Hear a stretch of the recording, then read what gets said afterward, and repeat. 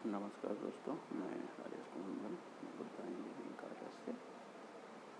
तो Buddha engineering college के video श्रृंखला में आज हम देखेंगे कि जो आपकी विभिन्न योजनाएं हैं उनका या परियोजनाएं हैं उनका आपके पारिस्थितिकी तंत्र पर क्या प्रभाव पड़ता है। तो उन योजनाओं में सबसे पहले हम बात करेंगे आपका सिंचाई परियोजना, मतलब कि जो आपकी सिंचाई परियोजना है उसका आपके पारिस्थितिकी तंत्र पर क्या प्रभाव पड़ता है। तो आप सभी लोग ये जानते हैं कि जो भारत है वो आपका एक कृषि प्रधान देश है। अभी भी जो देश की जो 70% जनता है वो क्या है कि आपका कृषि के ऊपर ही क्या है निर्भर है। मतलब कि जो भी हमारा जो 70% जनता है वो कृषि कार्यों में ही इन्वॉल्व है। और कृषि कार्यों में इन्वॉल्व होने के कारण क्या होता है कि वहाँ पे आपका फसल भी दिन प्रतिदिन आपका उत्पादन उसको बढ़ाना ही बढ़ाना है। तो फसल का अगर उत्पादन बढ़ाना है तो आपको सिंचाई करनी ही, फसलों की सिंचाई अधिक से अधिक सिंचाई करनी पड़ेगी। तो इन्हीं सिंचाई की आवश्यकता को पूरा करने के लिए बहुत सी सिंचाई परियोजनाएं भी बनी, बहुत सी आपकी सिंचाई परियोजनाएं भी बनी। अगर स्वतंत्रता काल से ही देखा जाए तो जो हमारे विभिन्न पंचवर्षीय योजनाओं में आपकी सिंचाई योजनाओं पे आपका काफ़ी ध्यान दिया गया। अगर देखा जाए उत्तर पंजाब में भाखड़ा नंगल बांध बनाया गया, और बांध या सिंचाई परियोजना का एक लाभ ये होता है कि वो आपका सिंचाई भी करती हैं और प्लस ये आपका पनविद्युत गृह का भी काम करती हैं। अर्थात उनसे हम क्या करते हैं कि आपका बिजली भी बना सकते हैं। तो आज़ादी के समय से ही आपका सिंचाई परियोजनाओं पे काफ़ी ध्यान दिया गया, और कभी भी जो कोई भी गवर्नमेंट आती है तो अच्छा खासा बजट आपका सिंचाई परियोजनाओं पे आपका देती भी देती है। उसके बाद ये जानते हैं कि जो आपकी सारी की सारी जितनी भी ज़मीनें होती हैं वो आपकी सिंचित नहीं है। सिंचित अर्थात ये कि कोई ज़रूरी नहीं है कि आपका वो सारे के सारे जगह पे अच्छे खासा मात्रा में पानी हो। और जो भारतवर्ष का जो काफ़ी हद तक जो ज़मीनें हैं या अधिकांश ज़मीनें हैं वहाँ पे जितने भी लोग होते हैं वह क्या होता है कि आपका इसके कृषि कार्यों में और सिंचाई के लिए प्रायः क्या होता है कि प्रकृति के ऊपर ही आपका निर्भर होते हैं। अर्थात जब हमारे इंद्रदेव प्रसन्न होंगे और जो बारिश होगी वह आपका क्या होगा कि जब बारिश होगी तभी हम उस फसलों को क्या कर पाएंगे, सींच पाएंगे। लेकिन जो सिंचाई परियोजनाएं हैं इनके वजह से क्या हुआ कि हम उन फसलों को जब चाहे तब सींच पाएंगे। तो अर्थात जो हमारा सिंचित क्षेत्र है, यानी कि जो ज़मीन पहले बंजर थी अर्थात जहाँ पे कुछ भी नहीं होता था, छोटी मोटी झाड़ियाँ होती थी,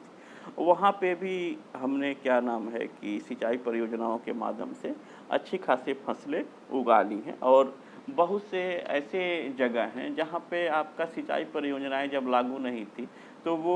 वहाँ के किसान जो होते थे या जो हमारे किसान भाई हैं या जो भी कोई कृषि कार्य कर रहा है वह साल भर में मात्र एक फसल उगा पाता था, वो भी बड़ा मुश्किल से ही उगा पाता था। और जो उनका उत्पादन था बहुत ही कम था, और जो आपकी उसकी उनकी जो फसलों की जो क्वालिटी थी यानी जो ईल्ड था, उत्पादन था वो बहुत कम हो। लेकिन जब से उन स्थानों में भी जब सिंचाई परियोजनाएं लागू हो गई तो क्या हो गया कि वहाँ पे जो आपका क्रॉप प्रोडक्शन है यानी जो फसलों का उत्पादन है वो काफ़ी बढ़ गया है। और जहाँ पे सरकार की वजह से अगर अच्छी सिंचाई योजनाएं मतलब लागू हुई तो वहाँ पे तो किसान साल भर में पता चल रहा है कि 3-3 फसल ले रहे हैं, और सब्जी और फूलों के भी अच्छी खासी खेती कर ले रहे हैं। तो ये सब जो आपके प्रभाव है ये आपका इसके वजह से ही, सिंचाई परियोजनाओं की वजह से ही। जैसे कि यूपी में ही अगर बात किया जाए तो बहुत सी नहरों का और सिंचाई परियोजनाओं का आपका विकास हुआ, जो कि आपका जो ये सिंचाई परियोजना है ये आपका सिंचाई के लिए तो यूज होती ही होती हैं, साथ में वो क्या होता है कि आपका इसके लिए विद्युत उत्पादन में भी काफ़ी आपका सहयोग करती हैं। विद्युत उत्पादन में भी आपका इनका सरकार को क्या होता है कि बराबर सहयोग मिलता रहता है इन सिंचाई परियोजनाओं से। जैसे कि अगर आप उस तरह से देखा जाए तो जो हमारा ये जगह है आपका बांदा साइड का जगह है, जिसको कि हम बुंदेलखंड बोलते हैं। तो आप बुंदेलखंड जानते हैं कि वहाँ पे कुछ वर्षों पहले तक जो भी आपके किसान थे, वो अपनी फसलों के लिए क्या नाम है कि सिर्फ आपका वो प्राकृतिक बारिश पे ही निर्भर रहते थे, और जो वहाँ प्राकृतिक बारिश थी उसकी जो मात्रा थी वह आपकी काफ़ी कम थी। जो बारिश की मात्रा थी वह आपकी काफ़ी कम थी। तो राज्य सरकार ने उन क्षेत्रों पे आपका ध्यान दिया और बहुत से आपके सरकारी ट्यूबवेल और नहरों वगैरह का विकास कराया, जिससे कि वहाँ के जो असिंचित क्षेत्र थे वो भी आपके सिंचित क्षेत्र में आपका बदल गए। अर्थात जो आपकी पहले जो भूमि ऊसर थी, उबड़ खाबड़ थी, वो सभी क्या हो गई, कृषि योग्य हो गई। और कृषि योग्य होने की वजह से उस एरिया में आपका फसलों का उत्पादन भी बढ़ा। बहुत से ऐसे जगह थे जहाँ पे साल भर में बामुश्किल से एक फसल होती थी और उनका उत्पादन भी बहुत कम होता था। लेकिन जब सरकारी ट्यूबवेल और नहरें वगैरह बन गई तो वहाँ के एरिया में आपका उत्पादन भी काफ़ी आपका क्या हो गया, बढ़ गया। कुछ स्थान तो वहाँ पे ऐसे थे कि जहाँ पे सिर्फ बालू बालू या इस टाइप का ही होता था, वहाँ पे खेती संभव ही नहीं थी, छोटी मोटी झाड़ियाँ ही उग पाती थी। वहाँ भी सिंचित क्षेत्र होने की वजह से वहाँ के किसान तीन साल भर में पता चल रहा है 3-3 फसल ले रहे हैं। बहुत से जो आपके बुंदेलखंड की जो जगहें थी वो क्या थी कि आपका बिल्कुल ही ऊसर थी, वहाँ पे सिर्फ तिलहन की फसल ही हो पाती थी। लेकिन अब वो जो चाहे सो सब फसल ले रहे हैं। कुछ जगह तो आपका सब्जियों का भी उत्पादन होने लगा है और आपका फूलों का भी उत्पादन होने लगा है। तो ये सब जो आपके बेनिफिट्स हैं वो आपके सिंचाई परियोजनाओं के क्या हैं, बेनिफिट्स हैं कि वो आपके काफ़ी एरिया को क्या करता है कि असिंचित क्षेत्र से सिंचित बना देता है। कि जहाँ पे आप किसी तरह से भी आप कितना भी खाद पानी डाल के मुश्किल से साल भर में एक फसल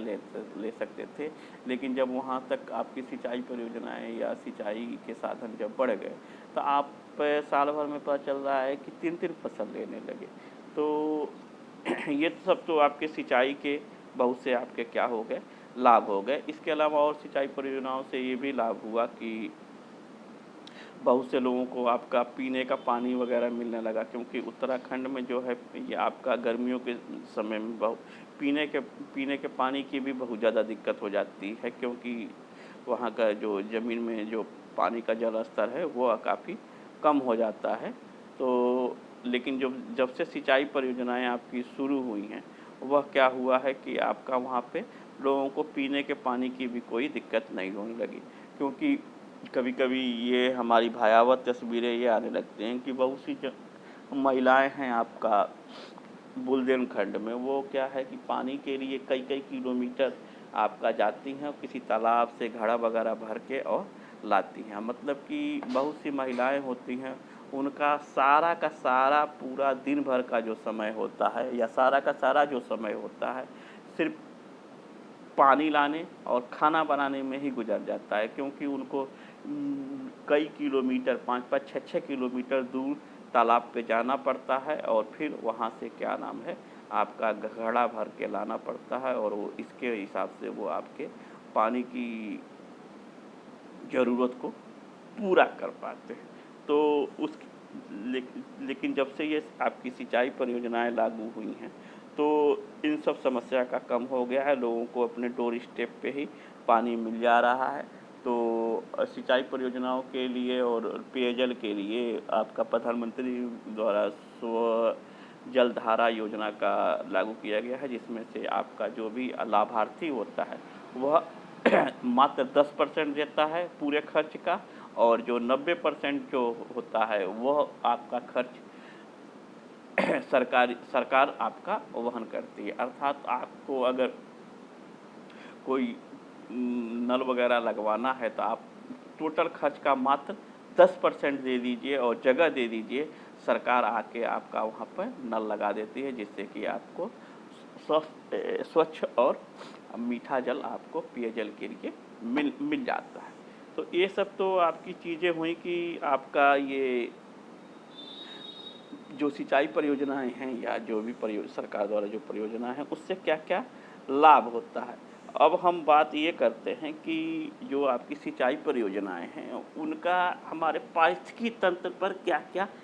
इम्पैक्ट पड़ता है, कि मतलब कि वह आपका कैसे आपके पारिस्थितिकी तंत्र को क्या करती हैं, वह प्रभावित करती हैं।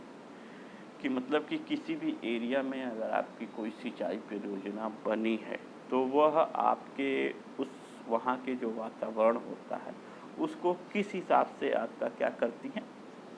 प्रभावित करती हैं। कि किसी भी एक आपके नए एरिया में कोई भी आपका बाँध बना, चाहे नहर बनी, तो वहाँ के जीव-जंतुओं पे, वहाँ के लोगों पे और इन सबों का आपका क्या-क्या प्रभाव पड़ा, इसका भी हम अध्ययन इसमें हम करेंगे। तो आइए सबसे पहले देखते हैं कि आपका क्या-क्या जो भी आपकी ये सिंचाई परियोजनाएँ हैं, इनका क्या-क्या प्रभाव पड़ता है। सबसे पहले तो ये होता है कि जल जमाव, पहला अगर बात किया जाए तो जल जमाव। तो ये होता है कभी-कभी कि आपका किसी भी एरिया में अगर आपकी ये सिंचाई परियोजना लागू हो जाती है, तो कभी-कभी क्या होता है कि नहर वगैरह के टूटने की वजह से बहुत सा जो एरिया होता है वो आपका जलमग्न हो जाता है, बहुत सा एरिया जलमग्न हो जाता है। तो ये आपका सिंचाई परियोजनाओं का आपका क्या-क्या है, कभी-कभी हानि होता है। कभी-कभी ये भी होता है कि बहुत ऊँचे-ऊँचे बाँध बना दिए जाते हैं, जिसमें आपका बगल की ही मिट्टी को लिया जाता है। तो उससे क्या होता है कि एक लंबे क्षेत्र में आपका गड्ढा बन जाता है, और जो कि आपका अगर बारिश का पानी उसमें जमा हो जाता है, तो वो आपका जल जमाव का कारण होता है। दूसरा अगर देखते हैं तो ये होता है कि दलदल भूमि का विकास। तो इसमें क्या होता है कि नहरों के किनारे प्रायः क्या होता है कि ठेकेदार नहर को आपका निर्माण करते समय आपका प्रायः बगल की ही ज़मीन जो होती है, वह उसी को वो लेते हैं, और उसी को लेने की वजह से वहाँ का जो बायोडाइवर्सिटी होता है या छोटे-मोटे जो जीव-जंतु होते हैं, वो भी आपका काफ़ी हद तक क्या होते हैं, मरते हैं। तो ये भी एक नुकसान होता है। और जब बगल की ही ज़मीन लेते हैं, तो वह ज़मीन क्या होता है, गड्ढे के रूप में आपका तब्दील हो जाती है। और गड्ढे के रूप में जब आपका तब्दील हो जाती है, तो वह क्या होता है कि आपका गड्ढे के रूप में तब्दील होने के बाद उसमें जब अगर बारिश का पानी अगर भर जाता है, तो वह क्या करता है कि आपका दलदली भूमि के रूप में क्या होता है, कभी-कभी आपका दलदली भूमि के रूप में बन जाता है। और दलदली भूमि के रूप में बनने के कारण क्या होता है, दलदल का भी जो निर्माण होता है, वह आपका ज़्यादा होने लगता है। दलदल का निर्माण क्या होता है, आपका ज़्यादा होने लगता है। तो सिंचाई परियोजनाओं की वजह से आपका दलदल भूमि भी आप बढ़ जाती है। फिर अब देखते हैं कि दूसरा आपका प्रभाव पड़ता है कि ये आपका भू-क्षरण और भू-स्खलन में भी वृद्धि हो जाती है। तो बहुत सी जो नहरें होती हैं और जो भी और सिंचाई परियोजनाएँ होती हैं, जैसे कि अगर गुजरात का मानसरोवर बाँध कहा जाए, तो उसकी ऊँचाई बढ़ाने की जब बात हुई, तो एक समाज सेविका हैं वहाँ, पर्यावरण हैं मेधा पाटेकर, उन्होंने उसका काफ़ी विरोध किया, क्योंकि उनको इस बात का डर था कि जो ये होगा उसके वजह से जो अगल-बगल की भूमि क्षरण होगी वो आपका बढ़ जाएगा, और भूस्खलन भी आपका बढ़ सकता है। और इन सबों के अलावा सबसे बड़ा डर ये था कि बहुत जब आप ऊँचा बाँध बनाएँगे और किसी कारण अगर पानी का प्रेशर बहुत ज़्यादा बढ़ जाए, तो सबसे बड़ा डर ये रहता है कि कभी आपातकालीन में अगर वो बाँध टूट जाता है, तो बहुत ही ज़्यादा जो एरिया होता है वह आपका जलमग्न हो जाएगा, अर्थात वहाँ के लोगों में एक आपका अनजाना सा भय हमेशा व्याप्त रहता है, और जिसके वजह से वो सुकून से रह नहीं पाते हैं। ये सब भी जो दिक्कतें होती हैं, वह आपका किसके वजह से होती हैं, सिंचाई परियोजनाओं के वजह से होती हैं। फिर तीसरा आपका क्या है, स्थानीय लोगों का विस्थापन। ये स्थानीय लोगों का जो विस्थापन है, किसी भी योजना के लिए ये आपका बहुत ही बड़ा एक आपका ड्रॉबैक होता है, क्योंकि जब किसी भी योजना को बनाया जाता है, तो बहुत से उसमें पेड़-पौधे, कभी-कभी जंगल तक नष्ट हो जाते हैं, और अगल-बगल के जो भी लोग होते हैं, वह आपका ये बाढ़ आने की वजह से, डर से या और भी बहुत सी चीज़ों की वजह से क्या होते हैं को उनको मजबूरी में विस्थापित होना पड़ता है। वैसे तो भारत सरकार ने विस्थापन के लिए और सुप्रीम कोर्ट ने भी विस्थापन के लिए और पुनर्वास के लिए काफ़ी नियम कानून बताए हैं, लेकिन लोग लालच में उन सारे नियम कानून का पालन नहीं करते हैं, जिसके वजह से भी काफ़ी दिक्कत होती है। और जब भी कोई आपकी परियोजना बनती है तो अगल-बगल के लोगों को क्या करता है, विस्थापित किया जाता था, दूसरी जगह पे बन दिया जाता है। तो मतलब कि वो अपनी एक बँधी-बँधाई या एक अपनी एक सुकून वाली ज़िंदगी छोड़कर या अपना जंगल या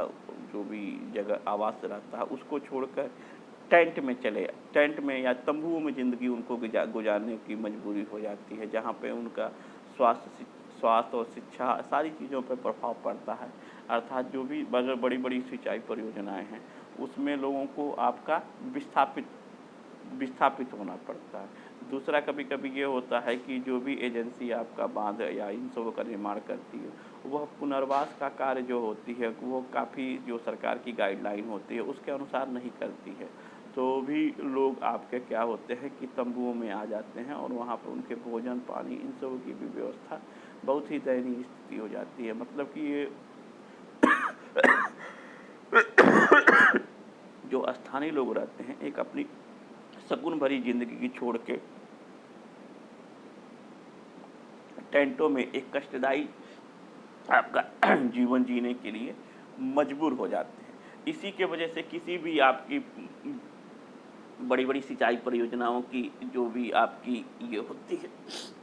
विरोध होता है, वो प्रायः स्थानीय लोगों द्वारा और पर्यावरणविदों द्वारा हमेशा होता रहता है। क्योंकि स्थानीय लोगों द्वारा विरोध इसलिए होता है क्योंकि उनको उचित मात्रा में आपका ये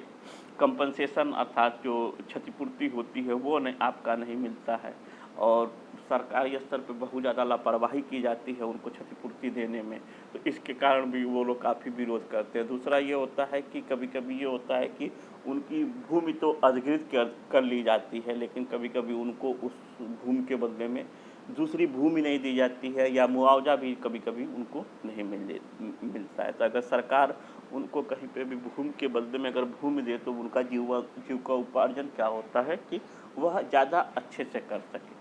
और क्या होता है कभी-कभी इन योजनाओं के वजह से कभी-कभी लोगों को पैसा भी ठीक-ठाक मिल जाता है और जिसके वजह से उनके पास किसी भी जो भूमि रहती है वो उनकी छिन जाती है और कोई कार्य न होने की वजह से वो प्रायः गलत राह पे चले जाते हैं और मदिरापान वगैरह भी करने लगते हैं। तो ये भी आपका योजनाओं की वजह से आपका ये हानि होती है।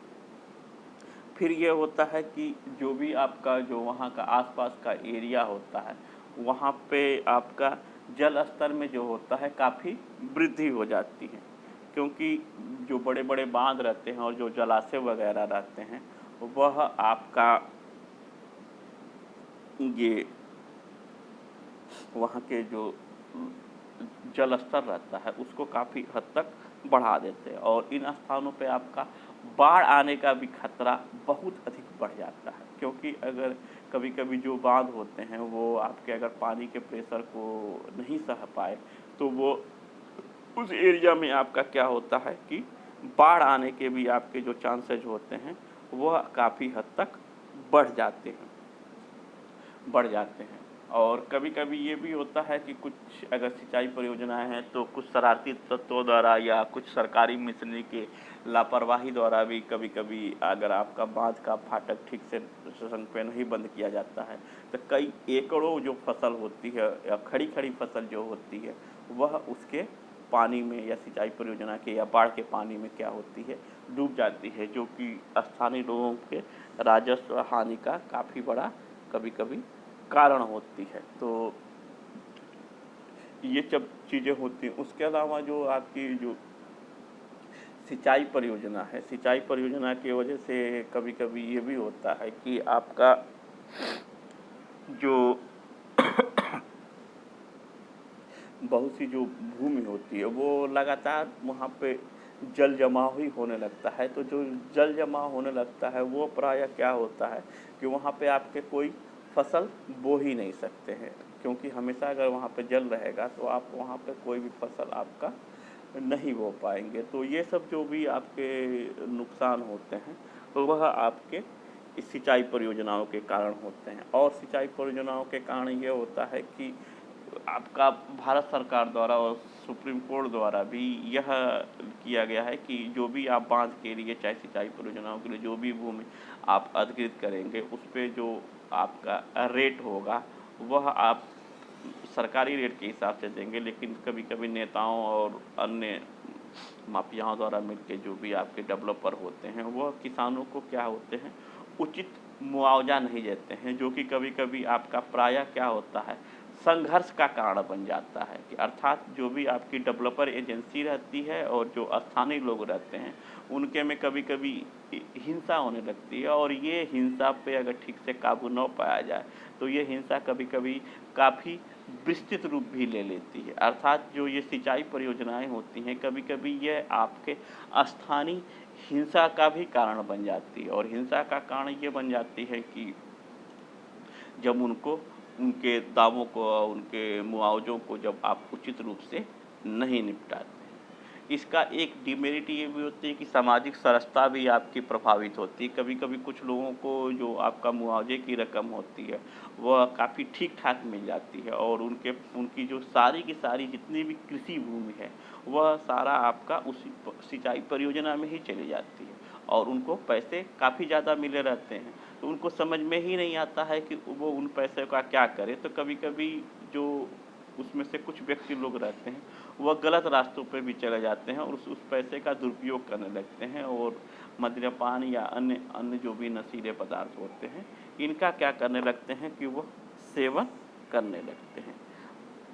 आइए अब ये बात करते हैं हम कि सिंचाई परियोजनाओं का सड़क विकास पर जो भी आप मतलब जो ये आपका सड़क विकास है उसका आपका इसके ऊपर क्या क्या प्रभाव आपका पड़ता है। मतलब कि जो भी हमारी सड़कें होती हैं उनके विकास के वजह से हमारा आपका क्या क्या प्रभाव पड़ता है। तो देखते हैं कि सड़क का आपका क्या क्या आपका प्रभाव पड़ता है। तो सड़क का इस तरह से प्रभाव पड़ता है, देखिए कि आप सड़क ये जानते हैं कि आदिकाल से ही जो जो सड़कें होती हैं वह क्या होती हैं कि आपका लोगों के आवागमन का साधन होती हैं। मतलब कि जो भी लोग होते हैं एक जगह से दूसरे जगह सड़कों के माध्यम से ही आपका पहुँचते हैं। अर्थात जो सड़क होता है वह क्या होता है कि वो एक तरह से विकास का पैरामीटर होता है। कि मतलब कि जिस देश में चाहे या जिस जगह पर जितनी अच्छी सड़कें हैं वह क्या होता है कि वह उस विशेष स्थान के डेवलपमेंट को दिखाती है। जिस देश में जितनी अच्छी जितनी सुंदर और जितनी चौड़ी सड़कें होती हैं उन जगहों को या उन देशों को बहुत उतने ज़्यादा विकसित देश माना जाता है। अगर आपका भारतवर्ष में भी कहा जाए तो जिन राज्यों में सड़कों का ज़्यादा विकास हुआ है उन्होंने अपने अन्य विकास भी बहुत ज़्यादा किए हैं। यानी कि अगर सामरिक दृष्टि से देखा जाए तो आपका सड़क विकास डायरेक्टली इक्वल टू आपका हो जाता है वहाँ के आपके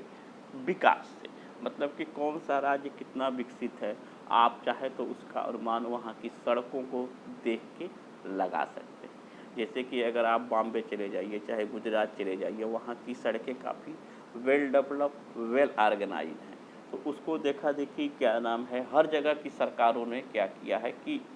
आपका सड़कों के विकास पर काफ़ी ध्यान दिया है, और सड़कों के विकास के वजह से लोगों के जीवन को भी गति मिली है। जिन जगहों पे आपका पहले पहुंचना आपका बहुत ज़्यादा कठिन रहता था उन जगहों पे आप बहुत ही आसानी से क्या हो सकता है इस समय सड़कों के माध्यम से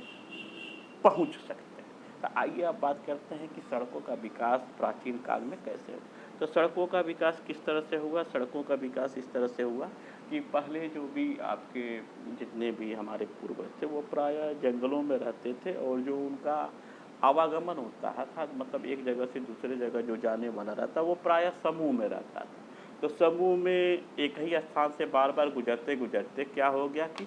पगडंडियाँ बन गई। वो पगडंडियाँ धीरे धीरे और ज़्यादा चौड़ी होते होते क्या होता है सड़क बन गई। और सड़क धीरे धीरे आपका क्या नाम है और चौड़ी होती गई। इस समय तो इस प्रकार से आपका क्या हुआ, सड़कों का निर्माण हुआ। और सड़कें क्या होती हैं, एक स्थान से दूसरे स्थान को, एक एक गांव को दूसरे गांव से, एक एक आपको ब्लॉक को दूसरे ब्लॉक से, एक जिले को दूसरे जिले से, एक जिले को उसके आपके राज्य मुख्यालय से, राज्यों को आपके दूसरे राज्यों से, और एक एक देश से दूसरे देश को भी जोड़ती हैं। तो जो आपकी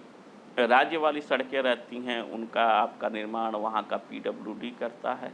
और उनका जो रख रखाव होता है वो आपके राज्य सरकार के अधीन ही होता है। फिर जो आपके राष्ट्रीय राजमार्ग होते हैं वह आपके उनके जो रख रखाव और सुरक्षा की जो जिम्मेदारी होती है वो आपके केंद्रीय सरकार की होती है। इधर अगर वर्षों में देखा जाए तो उत्तर प्रदेश में भी सड़कों का काफ़ी हद तक विकास हुआ है, क्योंकि यहाँ के जो भी सरकार थी वो सब यह समझ गई कि अगर हमें अपने राज्य का विकास करना है तो सड़कों का विकास करना ही करना है। इसके वजह से अगर आप देखा जाए तो ये अगर लखनऊ में देखा जाए तो आपका लोहिया पथ का निर्माण हुआ है, ये भी काफ़ी आपका अच्छा है और वेल आपका ऑर्गेनाइज्ड और वेल डेवलपमेंट है। उसके अलावा अगर देखा जाए तो आपका आगरा एक्सप्रेस वे भी बना है जो कि काफ़ी आपका शानदार एक्सप्रेस वे है। उसके बाद अगर इस योगी गवर्नमेंट की भी बात किया जाए तो इन्होंने भी आपका पूर्वांचल एक्सप्रेस बनाने की घोषणा की है, जिस पे आपका बहुत अच्छे से काम चल रहा है। उसके अलावा लखनऊ में किसान पथ बन ही रहा है। और अगर उस तरह से किया जाए तो सड़कों का अगर विकास कहा जाए तो जो श्री अटल बिहारी वाजपेयी थे उन्होंने आपको देश को पूरा का पूरा जोड़ने का कार्य करने के लिए सड़कों का निर्माण पे बहुत ज़्यादा दिया था, और उन्होंने एक आपका नेशनल हाईवे और स्वर्णिम चतुर्भुज के निर्माण को भी आपका उसका कॉन्सेप्ट दिया था, जिससे कि एक राज्य दूसरे राज्य से आसानी से जुड़ जाए, मतलब कि एक राज्य के लोग दूसरे राज्य के लोगों के पास आपका क्या होता है, आसानी से पहुंच जाए। वैसे भी सारी राज्य सरकारों का ये लक्ष्य है इस समय बन गया है कि कोई भी गांव अपने मुख्यालयों से ऐसा न हो कि कोई भी गांव अपने मुख्यालय पे जाने के लिए सड़क न हो। तो सड़कों के निर्माण पे काफ़ी सभी गवर्नमेंटों ने क्या हुआ है कि काफ़ी आपका ध्यान दिया है और देना भी चाहिए, क्योंकि सड़क विकास का मतलब कि उस जगह का विकास, उस देश का विकास, उस राज्य का विकास। अर्थात जो सड़कें होती हैं वह आपके आवागमन को काफ़ी सुलभ बनाती हैं, और जिन स्थानों पे आप पहले देरी में पहुंचते थे अब सड़कें अच्छी होने की वजह से आप शीघ्रता से पहुंचा सकते हैं। इसके वजह से जो आपका आवागमन हुआ है वो आपका काफ़ी सुविधाजनक हो गया है। जो गाड़ियों का रख रखाव हो गया है वो भी आपका कम हो गया है, और आप कम समय में अधिक से अधिक दूरी को सड़कों के माध्यम से क्या होता है, अच्छे खासे आपका जा सकते हैं। अब ये देखते हैं कि जो ये सड़क होता है इनका जब निर्माण होता है तो हमारे पारिस्थितिकी तंत्र पे आपका क्या क्या प्रभाव पड़ता है, पारिस्थितिकी तंत्र पे हमारा क्या क्या आपका प्रभाव पड़ता है, तो इसके बारे में बात करते हैं। तो सबसे पहले ये होता है कि जब कोई भी आपका सड़क का निर्माण होता है तो जानवरों की संख्या में कमी हो जाती है, क्योंकि जो अगल बगल के छोटे मोटे जो जीव जंतु रहते हैं या किसी जंगल से अगर आपका कोई सड़क गुजरी तो उसके आसपास के शोर के वजह से या अन्य कारणों के वजह से ऑटोमेटिक ही जो भी जानवर होते हैं वो वहाँ से थोड़ा सा किनारे हो जाते हैं, यानी सड़क के आसपास का एरिया ऑटोमेटिक क्या होता है, खाली हो जाता है, और वहाँ के जो भी आपके जो जानवर वगैरह होते हैं उनकी संख्या कम हो जाती है। और कुछ आपके जो भी ये जीव जंतु होते हैं उनका प्राकृतिक आवास भी सड़क विकास के वजह से क्या होता है, नष्ट हो जाता है। बहुत से जो आपके ये जीव जंतु छोटे छोटे होते हैं जैसे कछुए होते हैं, चाहिए होते हैं, वो विशेष स्थान पर रहते हैं, लेकिन जब हमें सड़कों का निर्माण करना पड़ता है तो कभी कभी उनके प्राकृतिक आवास को नष्ट करना पड़ता है। तो ये सब आपकी चीज़ें हो जाती हैं, तो जिससे कि क्या होता है उनका प्राकृतिक आवास अगर नष्ट हो जाता है तो वो दूसरे प्रकृति में अपने आप को सर्वाइव नहीं करा पाते हैं और मृत्यु भी हो जाती है। दूसरा कारण होता है प्रदूषण में वृद्धि। तो प्रदूषण में वृद्धि इस प्रकार से होती है कि कोई भी एरिया में जब आपका अच्छी सड़कों का निर्माण हो जाता है तो वहाँ पे पहले की मात्रा में ज़्यादा गाड़ियाँ, बसें और वाहन वगैरह चलने लगते हैं, और ये वाहन आप जानते ही जानते हैं कि प्रदूषण तो फैलाएंगे ही फैलाएंगे। अर्थात जो एरिया पहले सुकून से रहता है वह आपका क्या होता है, प्रदूषित हो जाता है। और किसी भी सड़क पे पहले जो जब वो पतली सड़क रहती है तो मान लीजिए आपका कम वाहन चलते हैं, लेकिन जो अच्छी सड़क हो जाती है तो उस पे चलने वाले वाहनों की संख्या एक बैग बढ़ जाती है, और ये सारे वाहन मिलकर उस एरिया को क्या करते हैं, प्रदूषित ही करते हैं। तीसरा क्या होता है, जीव जंतुओं का विकास। अगर किसी आपका जंगल के बगल से रास्ता गुजरा है या जंगल के बीच से रास्ता गुजरा है तो सड़कों के कारण क्या होता है कि जीव जंतुओं का विकास भी काफ़ी हद तक प्रभावित होता है। कभी कभी क्या होता है कि जानवर आपका समझ नहीं पाते हैं और वो आकर कारों से या विभिन्न प्रकार के जो भी आपके वाहन होते हैं उससे आकर वो क्या होते हैं, टकरा जाते हैं, और प्रायः उनकी इस टकराने की वजह से क्या होता है कि उनकी प्रायः मृत्यु ही हो जाती है। बहुत से आपके जो अगर दुधवा नेशनल पार्क कहा जाए तो उसके बीच से जो आपका रेलवे ट्रैक जो आपका पड़ा हुआ है उसके वजह से क्या होता है कि कभी कभी आपको हाथी भी या अन्य जानवर भी आपको रेलवे ट्रैक पे मरे हुए पाए जाते हैं, क्योंकि वो अनजाने में या कभी कभी आपका जंगल के एक हिस्से से दूसरे हिस्से के जाने के लिए या पानी की तलाश में ही वो आपका भ्रमण करते रहते हैं, और किसी भी ट्रेन के चपेट में या बस वगैरह की चपेट में आकर वो क्या होते हैं, घायल हो जाते हैं। घायल हो जाते हैं, ठीक। तो ये आपका प्रभाव पड़ता है। फिर उसके बाद है कि सड़क विकास के वजह से ये भी होता है कि आप वहाँ का सड़क विकास की वजह से जो भी वहाँ का जीव जंतुओं का जो लोकल इन्वायरमेंट रहता है उसको भी आप प्रभावित करते हैं, क्योंकि आप उनके प्राकृतिक आवास को उजाड़ देते हैं। तो जो वहाँ के जीव जंतु होते हैं वह आपका दूसरे प्राकृतिक दूसरे जगह में वो कभी कभी नहीं रह पाते हैं, तो भी जीव जंतुओं को दिक्कत होती है। फिर तीसरा क्या होता है कि शोर का विकास, मतलब कि किसी भी स्थान पे आपका जो ये सड़क निर्माण हो जाता है तो उस पे जो चलने वाले वाहन होते हैं उनकी संख्या में आपका क्या होता है, उत्तरोत्तर वृद्धि हो जाती है। और जो वाहनों की संख्या में जो आपके ये उत्तरोत्तर वृद्धि होती है यह प्रायः शोर का कारण बनता है, और पूरा का पूरा जो एरिया होता है पहले एकदम जो वहाँ पर शांति छाई रहती है उस एरिया में क्या होता है कि आपका काफ़ी मात्रा में जो शोर होता है वह बढ़ जाता है। बहुत सी जगह पर यह देखा गया है कि यह शोर आपका क्या नाम है, अनियंत्रित भी हो जाता है, क्योंकि बहुत ढेर सारी संख्या में आपके जो अच्छी सड़कों का निर्माण होने की वजह से बढ़ जाते हैं। और यह जो शोर की मात्रा होती है वो सड़कों की क्वालिटी पे भी निर्भर करती है और सड़कों पे, जैसे कि अगर आपका किसी भी एरिया में अगर राज्य सरकार बना तो वहाँ का शोर का मात्रा उतना नहीं बढ़ता है, लेकिन अगर कहीं से भी अगर वो राष्ट्रीय राजमार्ग बन गया तो वहाँ पर शोर की मात्रा बढ़ जाती है, बहुत ज़्यादा बढ़ जाती है। वो इसलिए बढ़ जाती है क्योंकि राष्ट्रीय राजमार्ग के प्रायः आपके ट्रक और बसें वगैरह ही चलती हैं, जो कि आपका वो क्या करती हैं, जितने भी ट्रक वगैरह होते हैं वो काफ़ी मात्रा में आपका शोर को उत्पन्न करते हैं। तो वो आपका जो शांत एरिया जो रहता है वो आपका क्या होता है, कोलाहल युक्त अथवा शोर युक्त एरिया में आपका तब्दील हो जाता है। फिर क्या होता है कि सड़कों के विकास की वजह से जीव जंतुओं में आपके व्यवहार में भी आपका चेंजिंग आ जाती है। अगर कोई भी आपका सड़क अगर किसी वन क्षेत्र से गुजरा हुआ है तो वह यह देखा गया है कि पहले वहाँ के जीव जंतु होते हैं वह आपका काफ़ी शांत होते हैं, लेकिन जब शोर के कारण उनके व्यवहार में आपका काफ़ी चेंजिंग देखा गया कि बहुत से जो आपके जीव जंतु हैं वो पर्याप्त मात्रा में नींद नहीं ले पाते हैं, तो जिससे कि उनका जो स्वास्थ्य होता है वो बुरी तरह से प्रभावित होता है। कुछ जीव जंतुओं में ये भी देखा गया, खासकर चिंपैंजी और बंदरों में, कि उनका जो व्यवहार हुआ वो क्या हो गया कि पहले की अपेक्षा ज़्यादा आक्रामक हो गया। यानी कि जो उनका जीवन की सरसता थी, उसको भी सड़क ने प्रभावित कर दिया, क्योंकि शोर के वजह से वो अपने आप को उतना ज़्यादा कंफर्टेबल नहीं पाते हैं। जब अपने आप को उतना ज़्यादा आपका कंफर्टेबल नहीं पाते हैं, तो वह आपके ज़्यादा आक्रामक और गुस्सैल हो जाते हैं। और उस आक्रामकता और गुस्सैल होने के कारण कभी-कभी वो क्या होता है कि अपना आवास को छोड़कर सड़क पे भी आ जाते हैं, और जो कि वो